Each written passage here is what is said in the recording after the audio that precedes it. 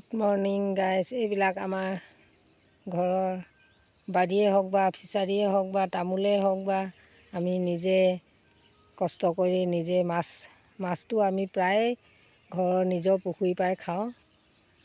এইবিলাক চব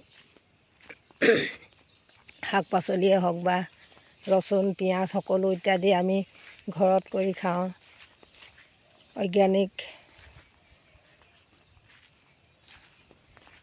এইবিলাক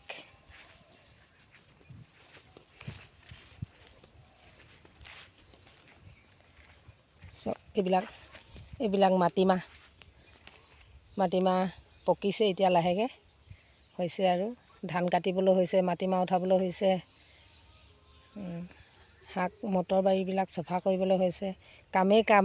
অৰুণাচলত বহুত কাম কৰিব পাৰিলে বহুত হয়, চবেই হয়।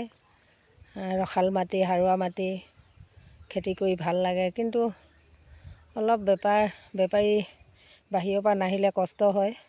চবে কৰে যে ইয়াত খেতি ইমান চেল নহয়, হ'লেও বাহিৰৰ বেপাৰীয়ে নিয়েহি বাৰু। অসমৰ পৰা আহে, তিনিচুকীয়া সেইবিলাকৰ পৰা আহে লৈ যায়।